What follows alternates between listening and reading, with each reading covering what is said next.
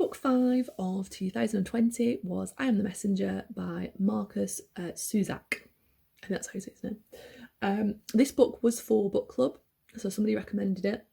And it's funny actually because the person that recommended it kind of gave me a little bit of a synopsis of it before they nominated it in the book club for the vote. And I kind of thought, oh God, it doesn't sound that good. It sounds all right, but it doesn't sound that good. But then when people kind of voted, I don't actually think I voted for this. I can't quite remember. But I mean, overall, it was quite good. Not amazing. I think I gave it 3 stars. Zuzak's really kind of creative in his use of similes and metaphor. And I'm currently reading one of his other books at the minute, The Book Thief. And he does it in there as well, and I think he probably overdoes it in that one. In this one, I mean, the way that he kind of describes things sometimes is a little bit like, that doesn't really work, like that metaphor doesn't work, but he is kind of trying to use metaphors that other people, the metaphors that he's using, I've never kind of seen those regularly from other people, so he is quite creative, but he does miss the mark a little bit with it sometimes, perhaps not so much in this one, but definitely in his Book Thief one.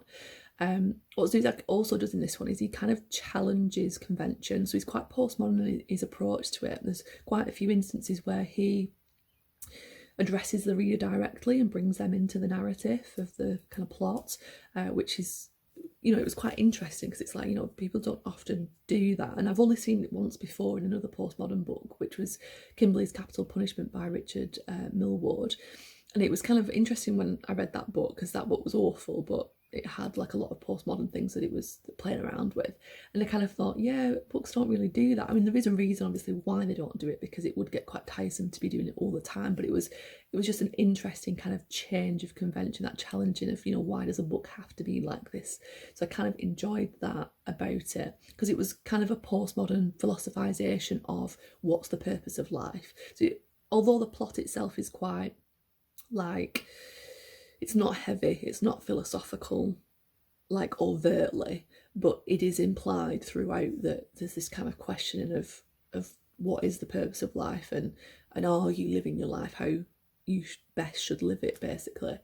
The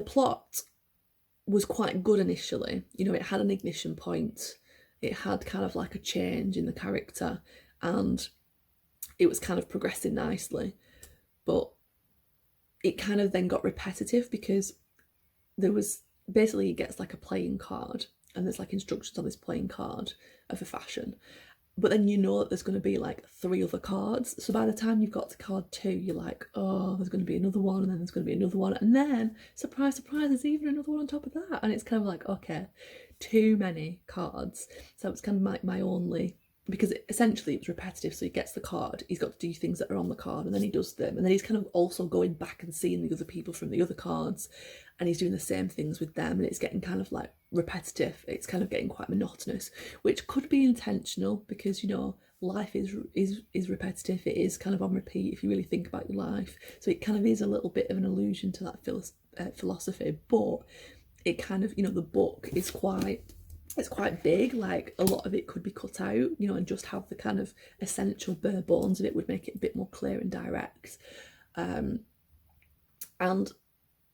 the plot as well is farcical at times, and it's farcical to make it kind of have that forward momentum for it to allow it to kind of progress, but it wouldn't, I wouldn't say that the characters would behave like that. So there's kind of situations where you're like, that wouldn't happen.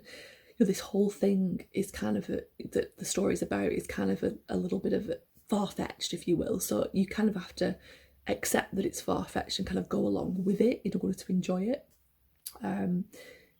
The characterisation as well is really loose, so the characters are not really fleshed out very well, you don't know much about them, and you could argue that was the intention of the author, because it's almost like he's hinting at how, even though because this character has been friends with his friends since he was, younger, I think, and they always get together every week, they come round, they play cards, so they spend a lot of time together, and still they don't really know each other very well, and they don't kind of get underneath the surface, so there's never any kind of exchange of emotions or how they feel about things or anything kind of serious, so none of them know anything about each other, so it's almost like Zusak is kind of, alluding to the fact that in society today, we've got a lot of acquaintances, we've got a lot of people that we spend time with, that we do things with, but we never really kind of, well, I'm saying we, I'm not suggesting that I don't do this, but a lot of people don't do this. You know, in my personal situation, like in friendships, if I've just got them as an acquaintance, I kind of lose touch with them. Like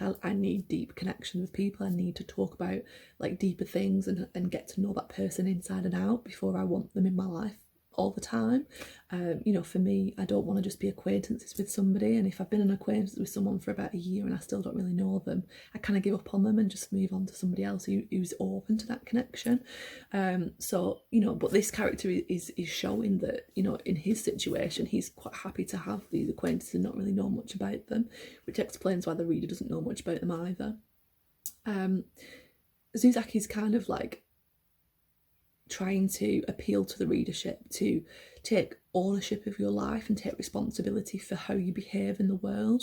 It's almost like in today's society, a lot of people kind of just turn the other cheek and just kind of don't address the things that are in society. So, you know, if somebody is playing up on a tram, for example, people won't step in and kind of sort them out. They'll kind of like retreat in fear. They don't kind of have that adult response to situations where they need to say something and they need to put somebody straight without that fear of it coming back. And the more, for example, if there's children messing around or teenagers messing around, no adults step in and kind of say, you know, what are you doing? You shouldn't be behaving like that. They kind of just let them do it.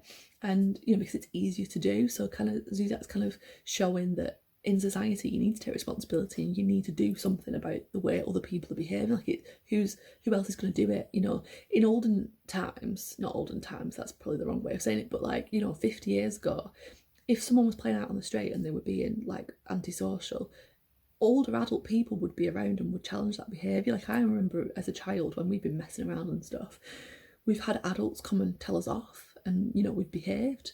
Whereas that doesn't get done anymore. Like people don't have that community kind of enforcement of pro-social behaviour, which is, you know, it's lacking, which is why we've got all the problems with criminality and things that we have today.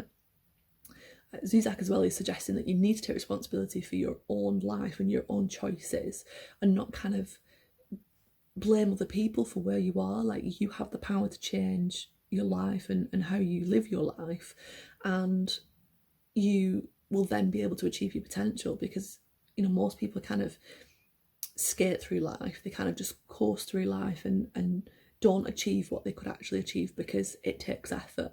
And so Zusak is kind of, you know, implying that also.